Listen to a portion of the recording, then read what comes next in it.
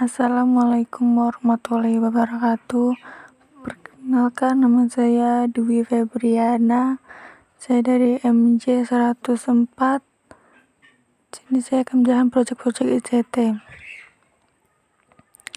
Proyek-proyek ICT yang pertama itu revolusi industri. Revolusi industri sendiri merupakan sebuah perubahan besar yang terjadi pada cara manusia dalam mengelola sumber daya yang ada dan caranya dalam menciptakan sebuah produk. Dengan adanya revolusi ini, banyak sektor seperti transportasi, pertanian, teknologi, pertambangan, hingga manufaktur yang mengalami perubahan. Revolusi industri sendiri merupakan sebuah fenomena yang sudah terjadi sejak tahun 1750 sampai 1850. Hingga saat ini, kita sudah melihat adanya revolusi industri 1 yang ditandai dengan adanya era kebangkitan mesin. Revolusi industri 2 yang tandai dengan adanya era kebangkitan transportasi atau otomasi. Revolusi industri 3 yang tandai dengan adanya era kebangkitan dari komputer atau komputasi. Revolusi industri 4 yang tandai dengan adanya era kebangkitan internet. Diperkirakan oleh negara Jepang yang mengumumkan akan kemungkinannya revolusi konsep industri 5 yang disebut era. Selanjutnya itu Machine Learning and Integration. Teknologi Machine Learning atau ML adalah mesin yang dikembangkan untuk bisa belajar dengan sendirinya tanpa arahan dari penggunaannya.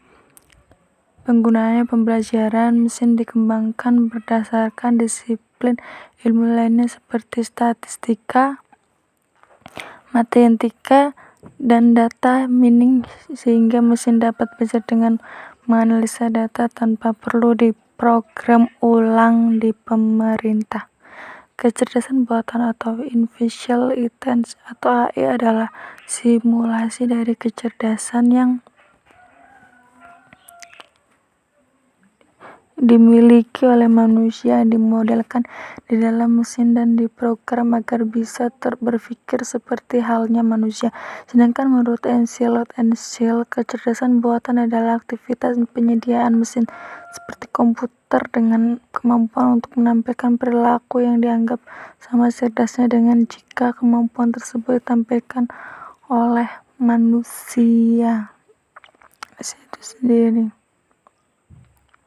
Selanjutnya itu teknik belajar machine learning. Ada 2, yaitu supervised learning dan unsupervised learning. Cara kerja machine learning. Cara kerja machine learning sebenarnya berbeda-beda sesuai dengan teknik atau metode pembelajaran seperti apa yang kamu gunakan pada ML. Namun pada dasarnya, prinsip cara kerja pembelajaran mesin masih sama, meliputi pengumpulan data, eksplorasi data, pemilihan model atau teknik, memberikan perhatian terhadap model yang dipilih, dan mengevaluasi hasil dari ML. Salah satunya adalah ML AlphaGo.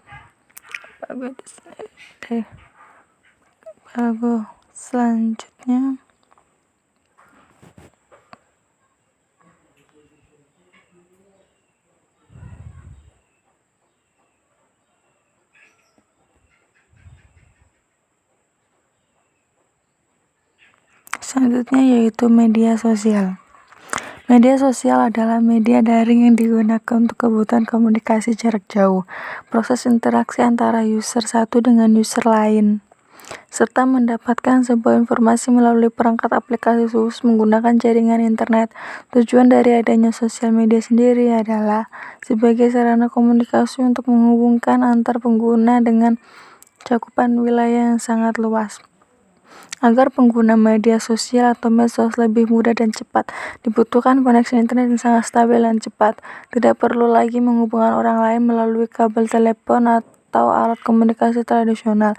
Cukup dengan mengakses media sosial dan Anda dapat terhubung dengan banyak orang, membuat forum diskusi bersama, mengunggah aktivitas keseharian Anda, dan lain sebagainya. Klasifikasi dari media sosial yaitu proyek kolaborasi, konten, situs jejaring sosial, blog dan microblog, game world virtual, dan social world virtual.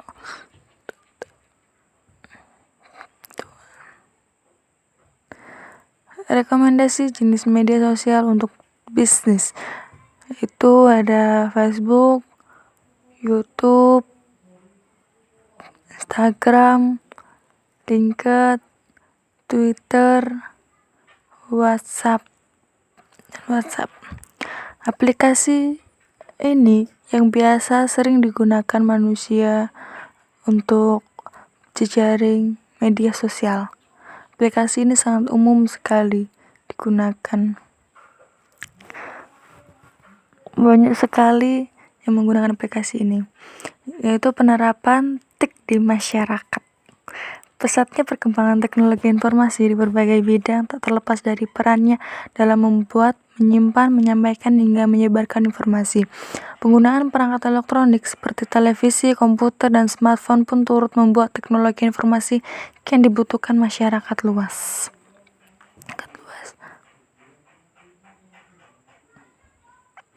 Manfaat TIK dalam berbagai bidang. Bidang pendidikan. Kegiatan belajar mengajar dapat dilakukan online. Telekomunikasi. Kemudahan dalam berkomunikasi melalui smartphone. Kesehatan. Kemudahan dalam menanyakan data pasien. Bisnis. Pemasaran melalui platform online. Dan yang terakhir adalah perbankan. Kemudahan dalam pelayanan nasabah. Selanjutnya yaitu cyber security. Cyber security adalah aktivitas untuk melakukan pengamanan dan melindungi informasi atau sumber daya telematika dengan mencegah terjadinya tindakan cybercrime atau cyber attack. Cyber attack di sini bertujuan untuk mengganggu secara fisik maupun alur logik. Sistem yang sengaja dilakukan untuk mengganggu kerahasiaan atau confidentiality, integritas atau integrity, dan ketersediaan atau availability informasi.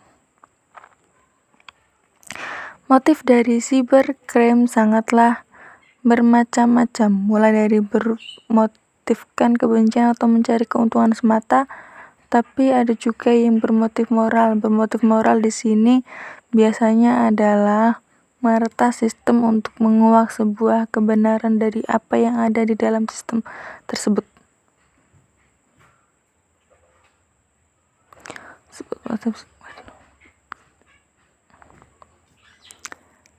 Konsep dari cyber security. Confidentiality. Sesuai namanya, confidentiality atau kerahasiaan adalah upaya untuk merahasiakan sebuah informasi dan data agar tidak terjadi pencurian maupun kebocoran data. Integrity atau integritas memastikan bahwa semua data dan informasi yang diberikan tetap konsisten, akurat, dan juga terpercaya. Availability, sesuai namanya, availability ketersediaan adalah di mana data dan informasi yang ada dapat diakses dengan lancar dan mudah tanpa adanya halangan. Digital forensik. Digital forensik merupakan aktivitas penyelidikan yang dilakukan untuk menemukan bukti digital yang akan memperkuat atau melemahkan bukti fisik dari kasus yang ditangani. Istilah forensik digital pada awalnya identik dengan forensik komputer, tetapi saat ini berkembang menjadi lebih luas, yaitu menganalisa semua perangkat yang dapat menyimpan data digital. Forensik digital sendiri diperlukan karena biasanya data di perangkat digital dikunci, diganti, disembunyikan, atau bahkan dihapus dari data itu sendiri. Manfaat digital forensik.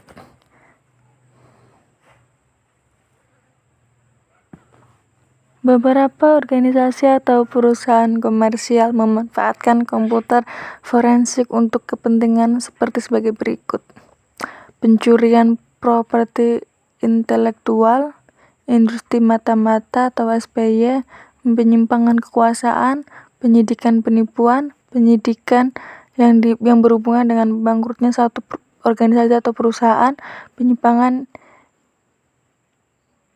email.